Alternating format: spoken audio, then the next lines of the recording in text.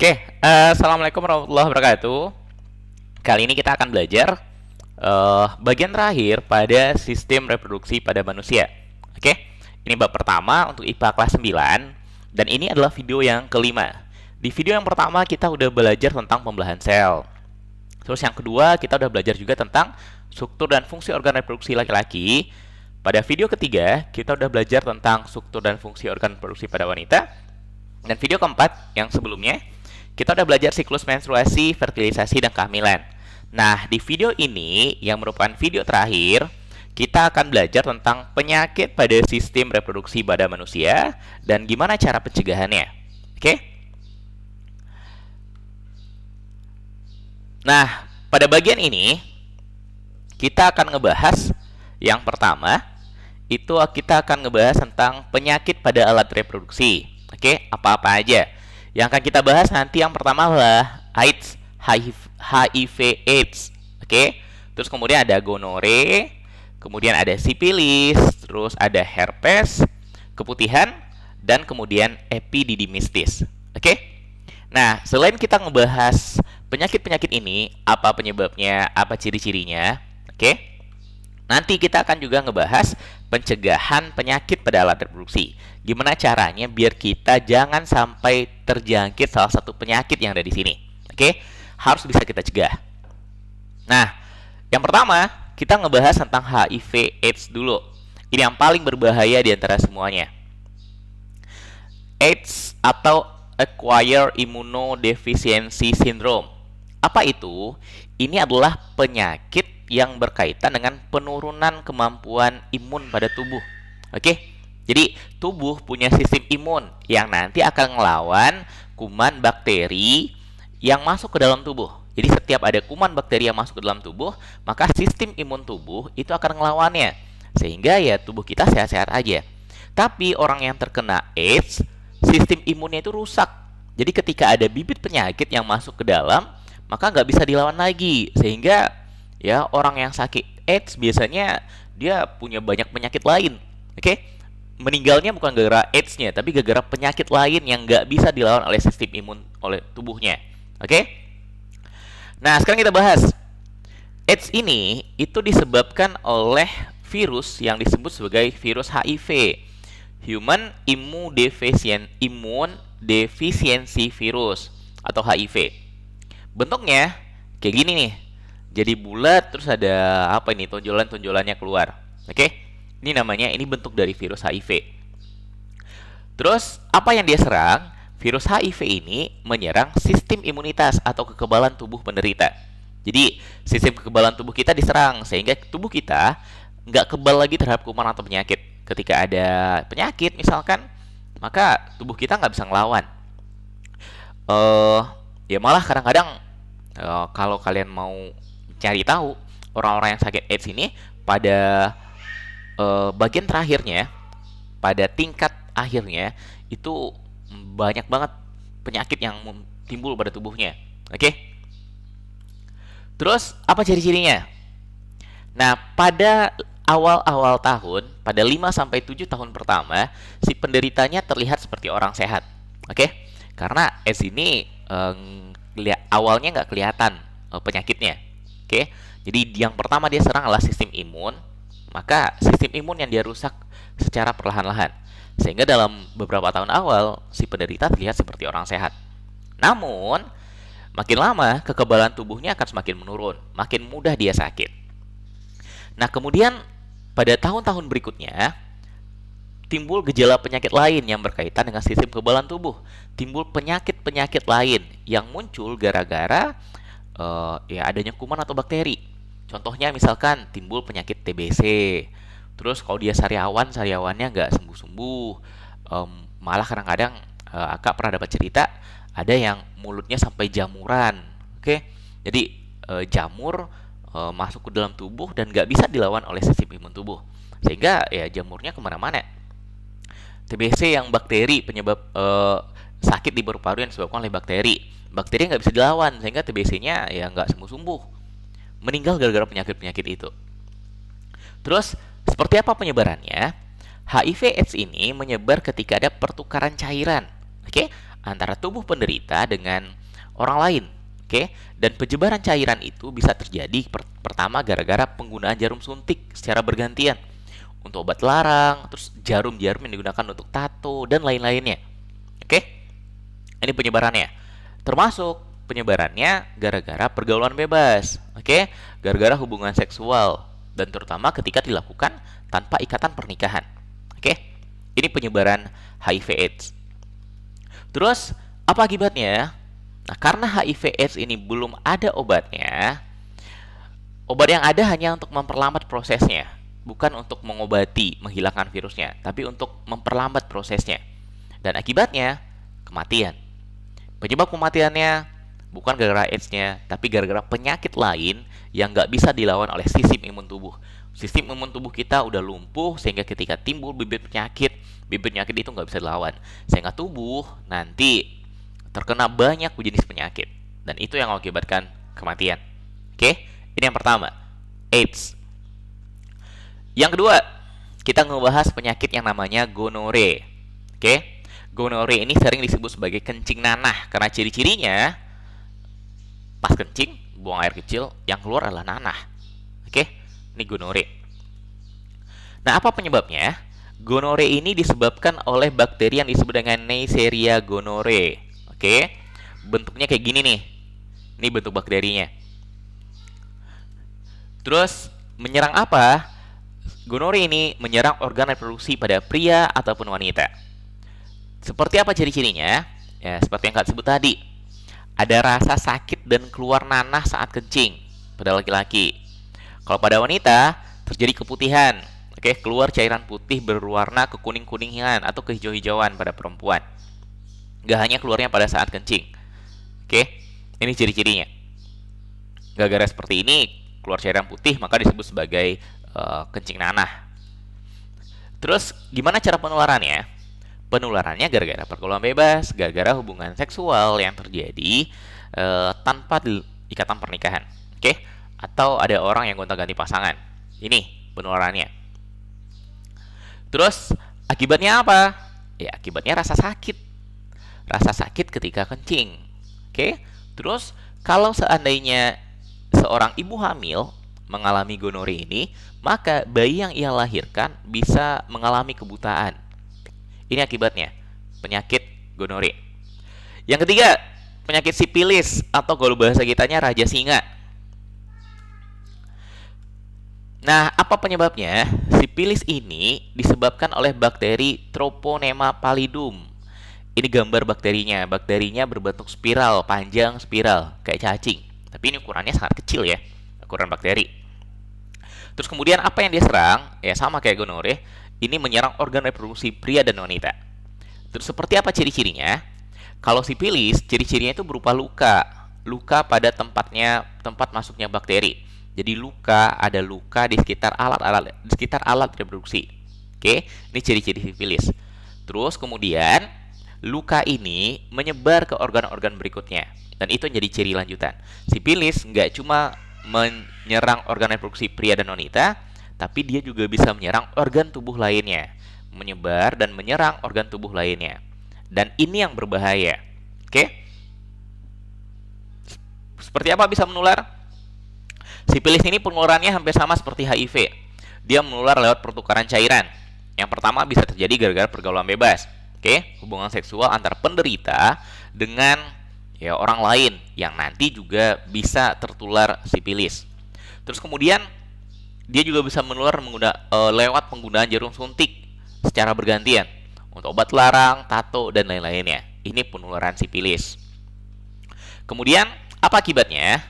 Karena ini menyerang organ-organ tubuh, maka yang pertama akibatnya adalah rasa sakit, terus kemudian kerusakan organ. Oke? Organ tubuh yang diserang itu akan mengalami kerusakan.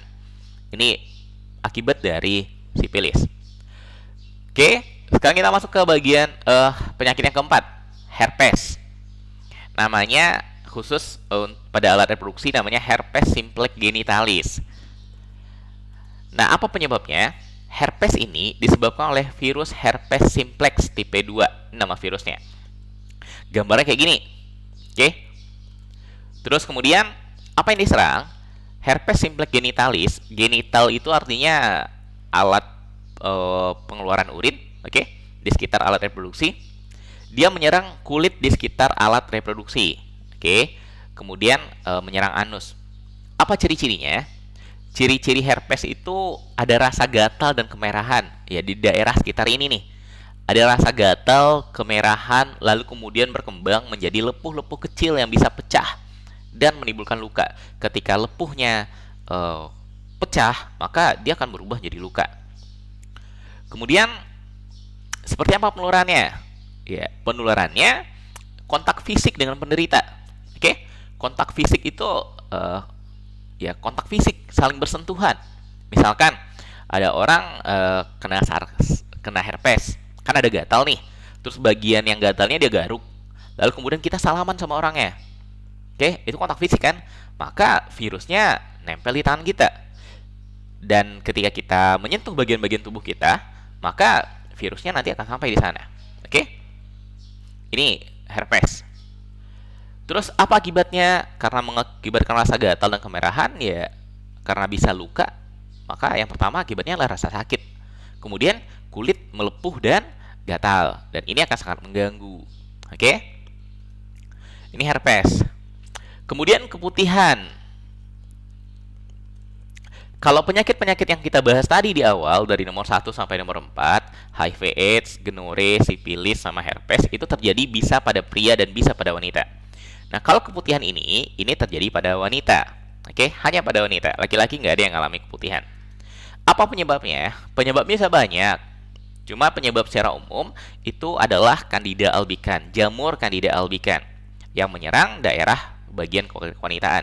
Oke, terus bisa disebabkan oleh bakteri, bisa disebabkan oleh parasit juga. Ini bentuk jamurnya. Ini bentuk jamur Candida albicans. Oke. Apa yang diserang? Alat reproduksi wanita. Terus kemudian apa ciri-cirinya? Disebut keputihan gara-gara adanya cairan putih yang keluar, oke, dari organ kewanitaan. Putihnya nggak cuma putih, tapi agak berwarna keabu-abuan, kekuning-kuningan, atau putih keabu-abuan. Kemudian cairan itu juga berbau, bau nggak sedap dan mengakibatkan gatal-gatal. Oke, ini ciri-ciri keputihan.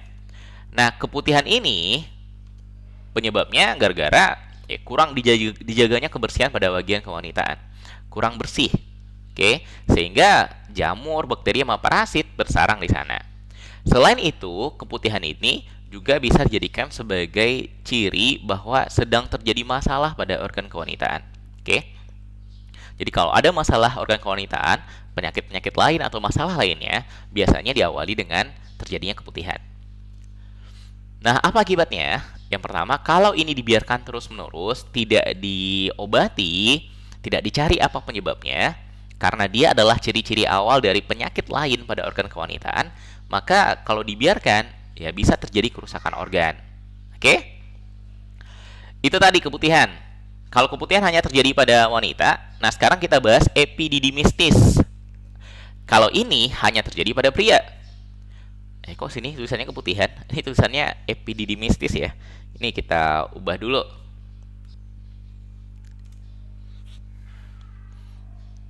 Oke, epididymistis. Masih ingat kan apa itu epididymis? Kita belajar epididymis ini pada bagian organ reproduksi pria. Epididymis ini adalah saluran yang tepat berada di belakang testis, yang menempel pada testis. Oke, tempat pematangan sperma, epididymistis, tempat menyimpan sperma sementara. Nah, epididymistis ini adalah peradangan pada epididymis. Oke, epididymisnya meradang, membengkak. Jadi ada pembengkakan di sana dan terasa sakit. Apa penyebabnya? Epididymistis ini itu penyebabnya ada banyak. Bisa karena iritasi zat kimia, ada zat kimia yang masuk ke dalam lalu mengakibatkan epididymisnya meradang. Ada komplikasi prostatektomi. Apa itu prostatektomi? Prostatektomi itu pengangkatan prostat. Jadi prostat, kelenjar prostat pada laki-laki diangkat. Kenapa diangkat? Bisa diangkat, bisa diakibatkan yang pertama, kenapa prostatnya diangkat? Karena kanker. Pada laki-laki ada namanya nanti kanker prostat. kanker kelenjar prostat. Oke, kalau nggak dijaga kesehatannya bisa kena kanker. Dan ketika dia kena kanker, ya terpaksa kelenjar prostatnya itu diangkat. Atau bisa jadi karena infeksi oleh mikroorganisme. Ada mikroorganisme yang masuk ke dalam, bakteri misalkan, lalu menginfeksi epididymis, sehingga kemudian dia meradang. Dan penyakit peradangannya disebut sebagai epididymistis. Nah, apa yang diserang? Yang diserangnya adalah saluran epididymis pada organ reproduksi pria. Ini gambar juga salah. Ini harusnya gambar pria nih. Oke? Apa ciri-cirinya? Yang pertama, nyeri dan pembengkakan pada skrotum. Tahu kan skrotum? Skrotum ini adalah kantong yang membungkus testis. Jadi terasa membengkak. Kemudian keluarnya nanah pada uretra. Uretra ini saluran kencing, sekaligus saluran keluarnya sperma. Nah, keluar nanah dari sana. Kenapa? Ya, nanahnya berasal dari epididymis yang mengalami infeksi. Kemudian, ketika keluar sperma, maka pada spermanya terdapat darah. Oke, ada darah yang keluar pada cairan sperma. Ciri-ciri epididymistis. Apakah menular? Bisa jadi menularnya gara-gara pergaulan bebas. Oke, penularannya terutama yang gara-gara infeksi oleh mikroorganismenya ini nih. Jadi mikroorganismenya nanti keluar bersama dengan sperma. Oke, gara-gara pergaulan bebas nanti menular bukan dari pria ke wanita, tapi dari pria ke wanita, terus dari wanita itu bisa menularkannya ke pria lain. Jadi penyebab bisa menular gara-gara pergaulan bebas, gonta-ganti pasangan. Apa akibatnya? Ya rasa sakit pada epididymis, peradangan pada epididymis, rasa sakit pada epididymis. Oke, ini penyakit yang keenam. Ini tadi HIV/AIDS, gonore, sifilis, herpes, keputihan, sama epididymistis. Ini adalah penyakit-penyakit organ reproduksi pada pria ataupun wanita. Kalau keputihan khusus pada wanita, kalau epididymistis khusus pada pria, kalau yang lainnya bisa pada dua-duanya. Yang menular, bisa menular dari satu penderita ke orang lain. Oke? Dan hampir semuanya menular, bisa menularnya gara-gara hubungan seks. Oke? Gara-gara pergaulan bebas. Nah, gimana caranya biar kita tidak sampai terkena ini? Oh ya, penyakit lainnya selain 6 ini ada banyak juga sebenarnya. Oke, ada yang menular, ada yang tidak menular. Contoh yang tidak menular misalkan kalau pada pria yang tadi kelenjar prostat, kanker kelenjar prostat itu nggak menular, kanker itu nggak menular. Kalau pada wanita, kanker serviks, kanker mulut rahim yang biasanya menjadi sangat berbahaya bagi wanita, bisa mengakibatkan kematian. Oke, itu nggak menular. Terus gimana cara mencegahannya? Ya biar nggak terkena kanker, ya pola hidup harus dengan sehat. Oke, banyak-banyak makan sayur, makan gizi seimbang, kemudian olahraga. Dan satu lagi, saran untuk orang-orang yang menurut dokter biar tercegah kanker, ya hidup dengan bahagia. Nah, cara penjagaan penyakit secara umum. Secara umum, penyakit organ reproduksi tadi bisa kita cegah dengan yang pertama, bersih. Oke? Hidup dengan bersih, terutama membersihkan alat reproduksi bagian luar dengan air bersih. Dan khusus bagi wanita, bersihkan dari depan ke belakang. Oke? Jadi kalau mau cebok misalkan, dari depan ke belakang. Siram dari depan ke belakang. Kenapa? Kalau dari belakang ke depan, ya kan posisinya yang di belakang itu anus. Oke? Dan ada bakteri-bakteri yang ada di anus yang nggak boleh masuk ke dalam saluran reproduksi. Bisa-bisa kalau dari belakang ke depan nanti dia masuk ke dalam saluran reproduksi. Ini yang pertama, harus bersih. Yang kedua, harus kering. Maksudnya kering apa? Ya jaga agar alat reproduksi kita selalu kering. Karena kalau lembab akan menjadi tempat berkembang biaknya bakteri ataupun jamur. Oke? Yang ketiga, nyaman. Pakai pakaian dalam yang nyaman, yang berbahan katun dan lembut serta menyerap keringat. Dan jangan terlalu ketat. Oke? Kemudian dalam sehari ganti celana dalam itu 2-3 kali. Ketika udah mulai ngerasa nggak nyaman, ya udah langsung diganti. Jangan sampai berhari-hari pakai celana dalam yang sama. Selain nggak nyaman juga jorok. Oke? Yang keempat, potong. Apa ini potong? Rambut di sekitar organ reproduksi. Oke? Kalian udah remaja, ya kita nggak usah malu-malu ngomongin ya. Kalau udah remaja, pasti udah ada tumbuh rambut di sekitar alat reproduksinya. Nah, biar dijaga kebersihannya, maka harus sering dipotong. Oke? Bagi yang muslim, agama kita pun menyarankan itu dipotong. Kalau bagi laki setiap hari Jumat. Oke, sunnahnya setiap hari Jumat biar dapat pahala hari Jumat. Kenapa sih potong? Gara-gara kalau panjang itu akan jadi sarangnya kuman, sarang bakteri. Terus kemudian ini olahraga. Sebenarnya nggak cuma olahraga, tapi yang penting pola hidup yang sehat. Rajin-rajin berolahraga, lalu kemudian konsumsi buah dan sayur. Intinya makan makanan yang seimbang. Oke, makan makanan dengan gizi seimbang. Nah, selain 5 ini, ada satu hal lagi yang paling penting harus Kak sampaikan. Agar kita terhindar dari penyakit organ reproduksi, maka yang paling penting jangan melakukan hubungan seks di luar nikah. Apalagi bagi kalian yang masih remaja. Oke? Jangan pernah sekalipun melakukan hubungan seks di luar nikah, apalagi sampai gonta-ganti pasangan. Kenapa? Karena selain ini dilarang oleh agama, nggak ada satupun agama yang bolehkan ini, dilarang oleh agama kita. Terus kemudian, agar kita terhindar dari penyebaran penyakit. Oke? Jangan pernah lakukan sama sekali di luar nikah. Oke? Ini yang paling penting. Nah, sekarang kita bahas satu-satu. Untuk khusus laki-laki, yang pertama, longgar. Oke? Jangan pakai pakaian dalam yang terlalu ketat. Kenapa? Ya, kan ada di laki-laki kan ada skrotum, testis berada di dalam skrotum. Kalau terlalu ketat, nanti skrotumnya tertekan ke bagian tubuh dan itu tidak sehat bagi testisnya. Oke. Terus yang kedua, mandi. Kurangi mandinya, ini nggak hanya mandi biasa ya, tapi kurangi kebiasaan mandi dengan air panas. Kenapa? Karena suhu panas akan mengganggu proses spermatogenesis. Oke?